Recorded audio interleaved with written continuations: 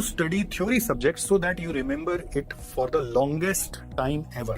इस वीडियो में मैं आपको बताऊंगा कि किस तरीके से वर्ल्ड में मेमोरी मास्टर्स अपने तरीके को यूज करके कितने सारे लोगों के जीवन में इम्पैक्ट क्रिएट कर रहे हैं by enhancing their memories. Secondly, मैं आपको यह भी बताऊंगा कि आप किस तरीके से थ्योरी को पढ़ें जिससे कि आप कोई स्पेसिफिक टॉपिक नहीं बल्कि कोई चैप्टर नहीं बल्कि पूरा का पूरा सिलेबस को अपने दिमाग में याद रख के जा सकते हैं और उसको एक लंबे समय तक एग्जाम के बाद भी, मे बी कल को 10 साल बाद आपके कोई छोटे भाई बहन को या 20 साल बाद अपने बच्चों को भी पढ़ाना हो तो आपको याद रह जाए। तो अगर आप ये सीखना चाहते हैं तो आपको ये वीडियो पूरा देखना है, एंड तक देखना है, एक भी सेकंड इसका छोड़ना नहीं।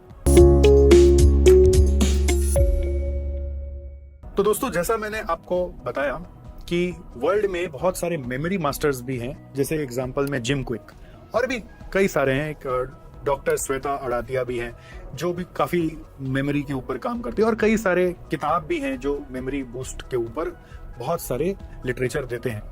इन सबको जब मैंने निचोड़ा तो मुझे भी कुछ मिला जो मैं आपको अपने वर्जन में बताने वाला हूँ।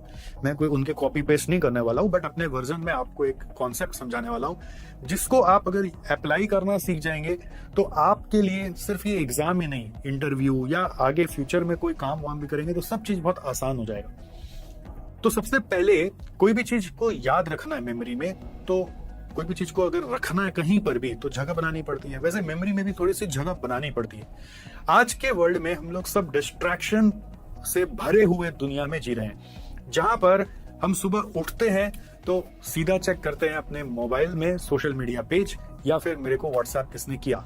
जब हम ऐसा करते हैं तो सुबह उठने के समय जो मेमोरी फ्रेश था, जहां पर कुछ रखने का संभावना था, वहां पर कुछ ना कुछ आ गया।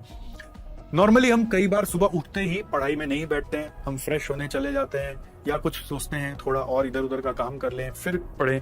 तो तब तक माइंड में अलग अलग थॉट्स अपने आप बैकएंड से जनरेट होने लग जाते हैं, और वो थॉट्स बहुत बार आपके इमोशनली जो सिचुएशंस है उससे कनेक्टेड होते हैं, जैसे कि कोई हेल्थ रिलेटेड इशू, कोई रिलेशनशिप रिलेटेड इशू, घर का माहौल रिलेटेड इशू, पर्सनल एज हो रहा है, इनकम नहीं हो रही, उससे रिलेटेड इशू, घर वाले शादी करा देंगे बिना इनकम के, उससे रिलेटेड इशू, दोस्त आगे बढ़ रहा है मैं पीछे रह जा रहा हूँ, उससे रिलेटेड इशू, और कोई ना कोई और थॉट से वो माइंड ट्रिगर हो जाता है और एक के पीछे थॉट्स आपके माइंड में फैला देता है।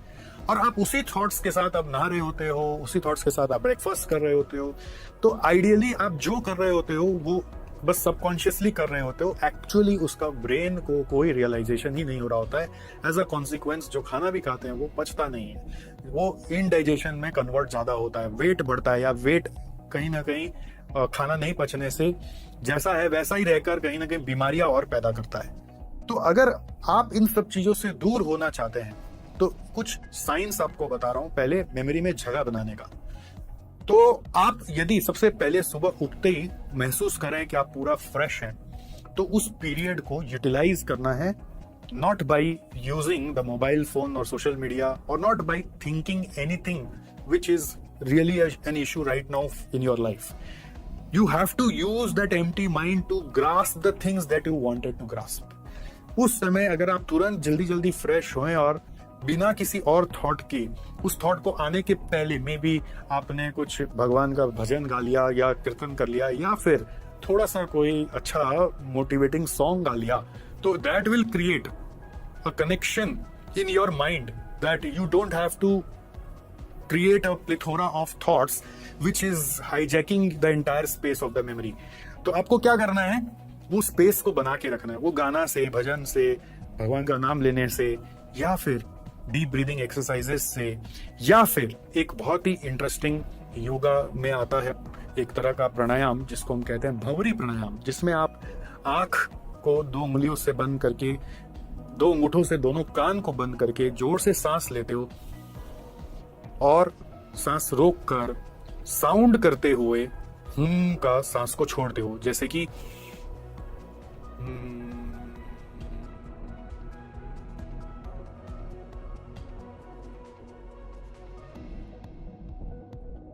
जब आप ऐसा करते हो तो ब्रेन अपने आप खाली होता है, वो दूसरे जो थॉट्स हैं जो आपको अटैक करने वाले थे उनका स्ट्रेंथ को कम कर देता है और ब्रेन स्पेस बना के रखता है।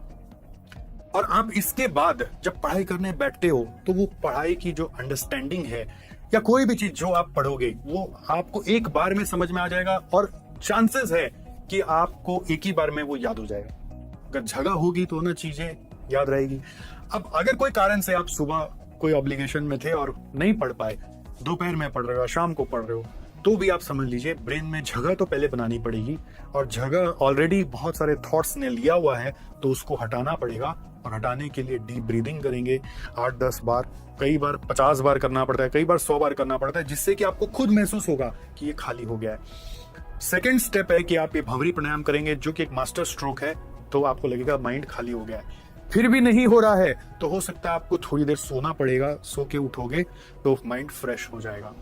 हो सकता है कई बार कुछ फिजिकल एक्सरसाइजेस करेंगे, जंपिंग जैक करेंगे तो माइंड खाली हो सकता है। और वो जो पीछे से थॉट्स आ रहे थे इनको हम बोलते हैं चीटियां मतलब एंट मतलब ऑटोमेटेड नेगेटिव थॉट्स। तो आप उसको रोक देंगे तो मेमोरी जगह बनाएगा, जो पढ़ोगे उसको ग्रास्प होगा। ये that is this step number 1। There is step number 2। What is step number 2 now? आप जब किताब खोल के पढ़ते हो तो आप नॉर्मली बस ऐसे लेके अगर बैठे रहते हो और देखते रहते हो तो माइंड तुरंत कहीं और चला जाएगा।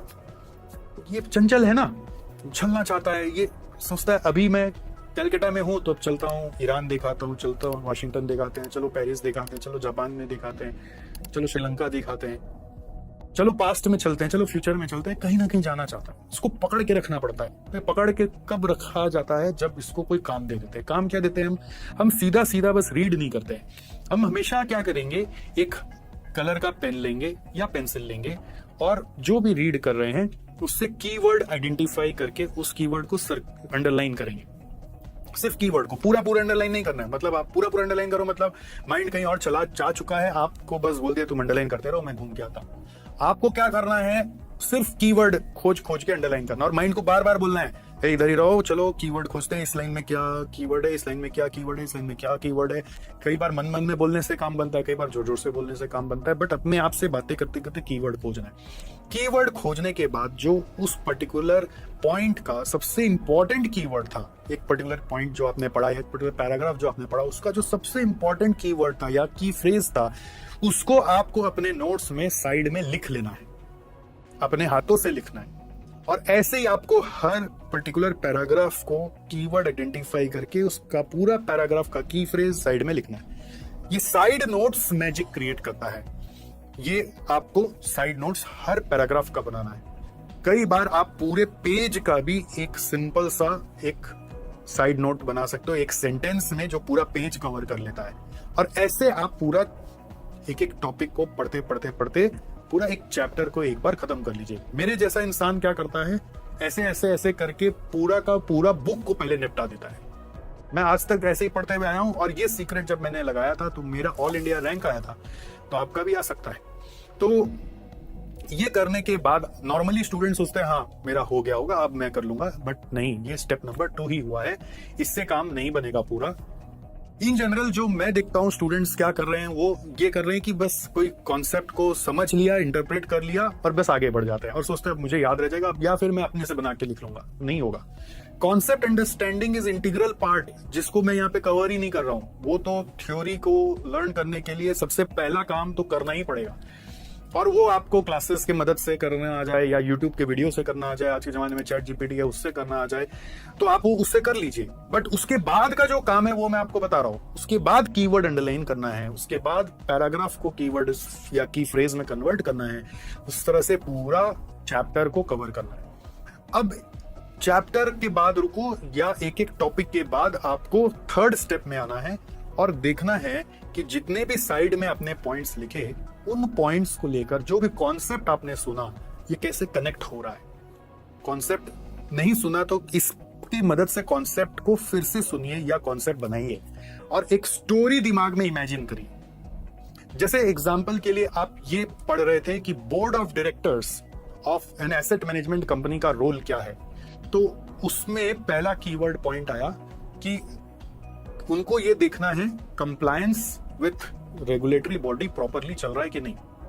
सेकेंड पॉइंट आया है कि सिस्टम्स जो हमारे कंपनी में काम करने के लिए लगे हुए हैं वो प्रॉपर बने हुए हैं कि नहीं। थर्डली आया कि जो भी यहाँ पे एम्प्लॉइज काम कर रहे हैं उनका टर्म्स एंड कंडीशन प्रॉपर है कि नहीं, और वो इंडिपेंडेंटली काम कर रहे हैं कि नहीं बिना किसी कॉन्फ्लिक्ट के। तो मान लीजिए 3 पॉइंट आया। अब इन 3 पॉइंट को लेकर आपको एक स्टोरी में कनेक्ट करना है। जैसे कि आप कोई बोर्ड रूम में गए और आपकी रिस्पॉन्सिबिलिटी बोली गई है आपको कि आपका जिम्मेदारी है कि आप यहाँ पर कंपनी में सारे रेगुलेटरी बॉडीज जो बाहर में गवर्नमेंट की तरफ से हैं उनके लिए जो जो रिक्वायरमेंट है वो सब हम लोग फुलफिल कर रहे हैं कि नहीं। सेकेंडली आपको ये देखना है कि यहाँ पे जितना काम हो रहा है वो कोई सिस्टम से हो रहा है कि नहीं। थर्डली आपको देखना है कि कोई लोग हैं, आप इमेजिन करना शुरू कर दो माइंड में कि लोग हैं जो अलग अलग तरीके के दिखते हैं बट वो कॉम्पिटेंट है कि नहीं अपने काम को करने के लिए, उनका terms and condition of hiring ठीक है कि नहीं है। तो आपको जब ये दिमाग में एक मूवी जैसा दिख जाएगा तो आपको ये नेचुरली एक दूसरे से कनेक्टेड भी लगेगा और आपको लगेगा कि यस ये 3 पॉइंट है। अगर मेरे कहने से एक स्टोरी बना पाए मेरे ब्रेन में और वो स्टोरी को देख पाए, जितना आप अच्छे से लाइवली और विविडली अपने ब्रेन में देखोगे, जितना अच्छा क्लियर 4K इमेजिनेशन आप करोगे, उतना ज्यादा वो दिमाग में बैठ जाएगा। और ऐसे एक टॉपिक हो गया, इस तरह से अब दूसरा टॉपिक आएगा, फिर तीसरा आएगा, तो सबका अलग अलग बनेगा, या फिर जहां से जो कनेक्ट हो रहा है वो पिक्चर आगे बढ़ती जाएगी और ऐसे करके पूरा चैप्टर का पिक्चर बनेगा और ऐसे करके पूरा सिलेबस का पिक्चर बनेगा। आपको मैं विश्वास दिला दूं कि इसी टेक्निक से मुझे मेरे सब्जेक्ट्स जो मैं पढ़ाता हूं, strategy cost management, strategy financial management, SPM and DV, cost, FM, OM, ये सारा का सारा याद है पूरा। 99% ऑलमोस्ट एनी टाइम याद रहता है। 1% इधर उधर होता है कि अच्छा ये वाला क्या ध्यान नहीं आ रहा है, और उस समय हो सकता है रिकॉल इसलिए नहीं हो रहा क्योंकि उस समय माइंड ऑलरेडी कहीं डूबा हुआ है, बिजी है, इसलिए याद नहीं कर पा रहा, बट अदरवाइज सब याद रहता है। तो याद रखने का ये प्रोसेस है और इसके बाद आपको वो स्टोरीज को बार बार माइंड में दोहराना है जब खाली बैठे हो, जब इधर उधर हो, और फिर दिखना है कौन सा मिसिंग लिंक हो गया, फिर उसको वापस रिवाइज करके वो कीवर्ड से फिर जोड़ लेना है। और ऑफ कोर्स एग्जाम में आप ये फर्स्ट टाइम अपने फर्स्ट रिवीजन में ऐसा स्टोरी बना के दिमाग में बैठा लेते हो तो आप एक ही बार पढ़ के तो नहीं जाओगे, तो दूसरी और तीसरी बार पढ़ोगे तो आपको और ज्यादा याद रहेगा। एंड ये टेक्निक वर्क करता है माय डियर स्टूडेंट। मेरे ऊपर मैजिक की तरह वर्क किया है। डे बिफोर एग्जाम जब मैं एग्जाम देने जाता था, जैसे आपको पता है दोनों ग्रुप देते हैं तो कितना कम समय होता है, उतना ही समय में मैं पूरा कोर्स रिवाइज कर लेता था। सुबह उठ के फिर एक बार रिवाइज कर लेता था, जबकि मेरे फ्रेंड्स लोग जो होते थे वो कहते थे एग्जाम हॉल में कि मेरा तो चैप्टर 1 भी पूरा नहीं हुआ। तो आपके साथ भी ऐसा हो सकता है, प्रोवाइडेड आप ये प्रोसेस को फॉलो करें। और बात यह है कि चीजें बोलनी आसान है, करनी मुश्किल है, इसलिए हम लोग हमेशा SJC में आपके लिए बहुत सारे स्ट्रेटेजी वर्कशॉप्स और स्ट्रेटेजी सेशंस करते रहते हैं। अगर आप CMA के या CA के स्टूडेंट हैं तो आप हमसे जुड़े रहिए और इसका मैजिक लेते रहिए। हमारे सेशंस में आते रहेंगे तो आपको और भी क्वेश्चन के आंसर मिलते रहेंगे। जब मौका लगे, जब हो सके, तब हमसे जुड़कर हमारे सेशन में आ जाइए।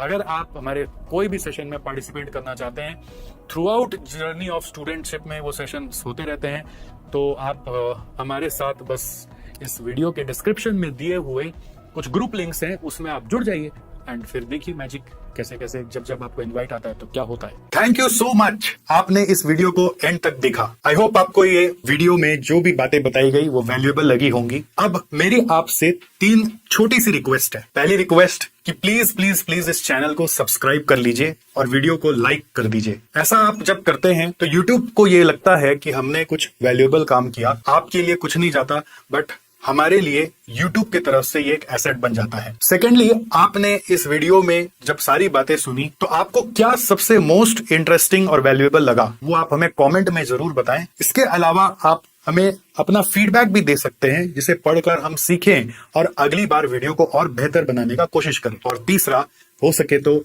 प्लीज इस वीडियो को किसी एक जन के साथ जरूर शेयर करें जिससे कि हम और भी लोगों को प्रभावित कर सके। तो फिर आज यहीं रुकते हैं और मिलते हैं अगले वीडियो में।